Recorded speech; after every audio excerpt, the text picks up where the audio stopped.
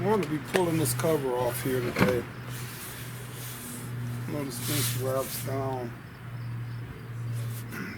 a little bit, but doing the same thing, cutting all these hog rings off, getting these seat covers off of here.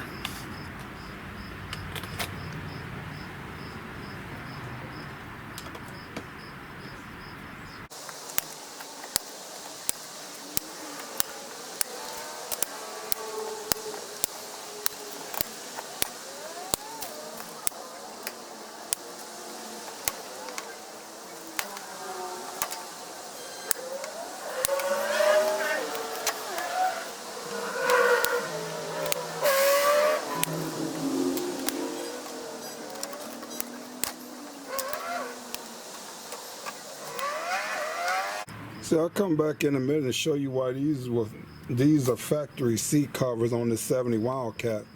But I always like when I'm doing these videos and I'm tearing these old cars apart that have never been done, and how this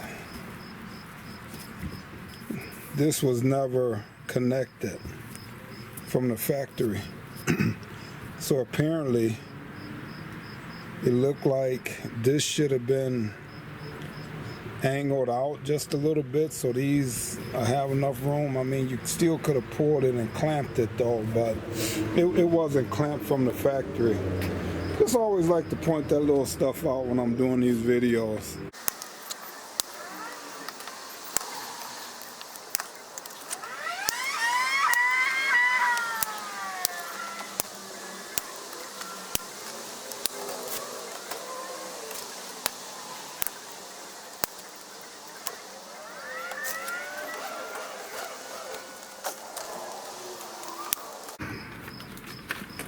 Alright, so now that cover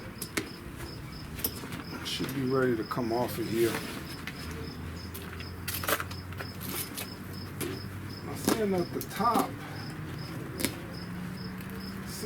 top was good, the cushions on the top was good. See, like I said, you can look at this and tell that this is still factory cover here, 1970.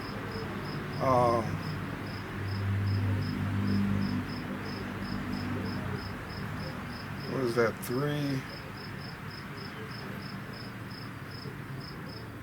1970.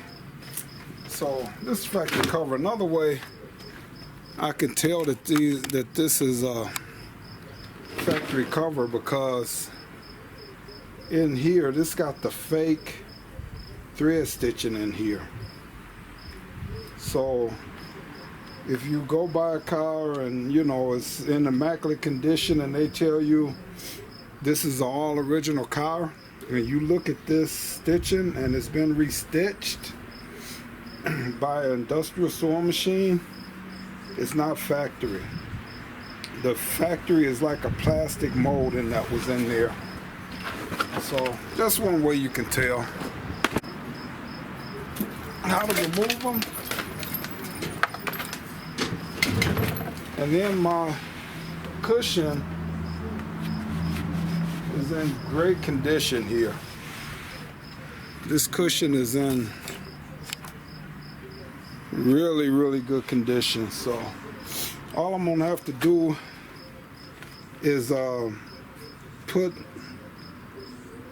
the mesh on here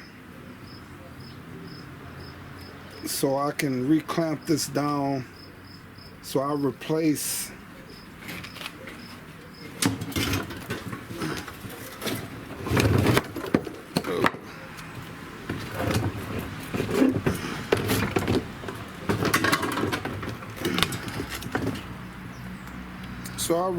all of this, and this is just glued on here.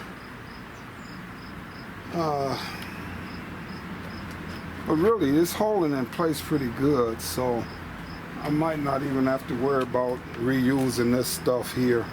But all this was just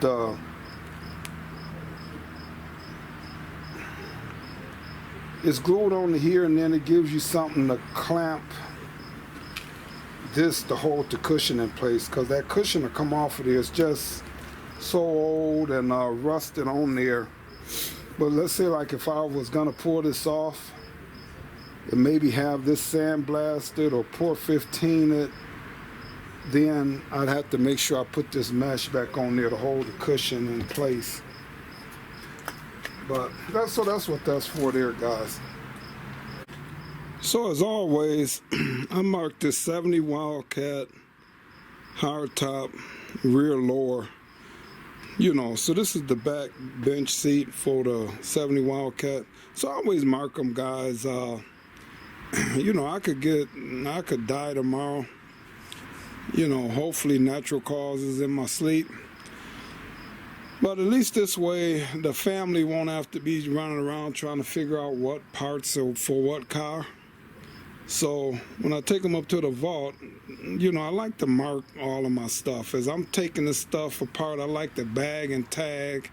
I know I repeat the same thing all the time, but the reason I do that is, like I said, if something ever happened, you know, the family, if they don't want to deal with the cars, they can just sort through everything, take a couple of weeks, sort through everything, and just stack everything up around that 70 Wildcat hardtop if I'm not done with it.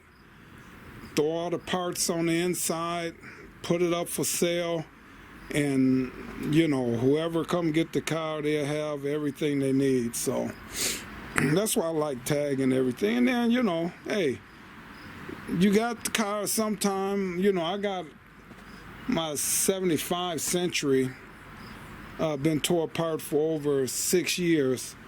And, you know, you just want to have all your parts sorted, so when they go back to putting that car back together, you don't have to be sorting through all your boxes. And I have all the boxes tag labeled, individual screws, nuts, bolts, everything tagged. So that's just the way I do things, guys.